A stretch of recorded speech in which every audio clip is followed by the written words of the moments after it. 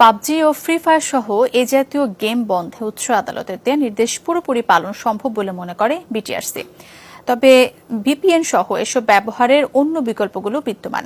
প্রযুক্তিবিদরা মনে করেন বিকল্প পদ্ধতিতে ইনস্টল করে গেম ব্যবহারকারীরা সুবিধা পাবে না, আর গেমাররা পুরোপুরি বন্ধের সিদ্ধান্তের সাথে একমত নন। ইব্রাহিম খলিলের রিপোর্ট। অনলাইন গেম পাবজি, যার পুরো নাম প্লেয়ার আননোন ব্যাটলগ্রাউন্ড। অভিযোগ আছে এটির মধ্যে রয়েছে হিংস্রতা, সহিংসতা ও আগ্রাসন, যাকে ঘিরে বাড়ছে সাইবার গুন্ডামি। সংক্রামক ব্যাধির মতোই বাংলাদেশের শিশু কিশোররা ঝুঁকে পড়ছে এই গেমে।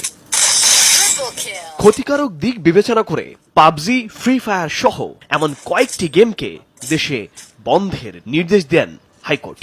তবে উচ্চ আদালতের আদেশে মিশ্র প্রতিক্রিয়া আছে ব্যবহারকারীদের।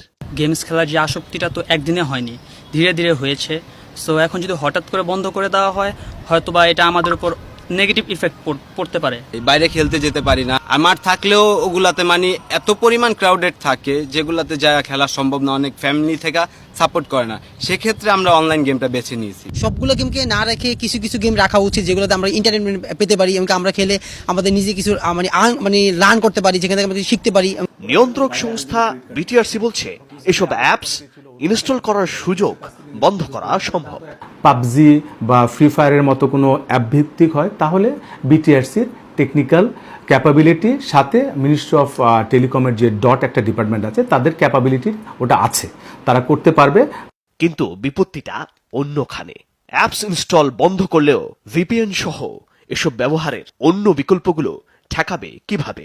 এখন নর্মাল গেম খেলার যে স্যাটিসফ্যাকশন, এই স্যাটিসফ্যাকশনটা কিন্তু ভিপিএন দিয়ে খেলে তারা পাবে না। বিভিন্ন গেমে এরকম পলিসি আছে যে ভিপিএন দিয়ে খেলতে গেলে তাদের অ্যাকাউন্টগুলো ব্যান করে দেওয়া হয়। শুধু বন্ধ করে দেওয়াতে সীমাবদ্ধ থাকলে হবে না, এটা আমাদের পরবর্তীতে একটা ফলো আপ মনিটরিংয়ে রাখতে হবে যে এই ধরনের পদ্ধতি বা এই ধরনের সফটওয়্যার দিয়ে তারা গেমগুলোকে খেলতে পারছে কিনা। তবে এদের মধ্যে প্রত্যেকেই মনে করেন অনলাইন প্ল্যাটফর্মের জন্য এই ধরনের গেম শুধু সাময়িক বন্ধ করলে হবে না, এজন্য দরকার বিকল্প নীতিমালা। ইব্রাহিম খলিল, যমুনা নিউজ, ঢাকা।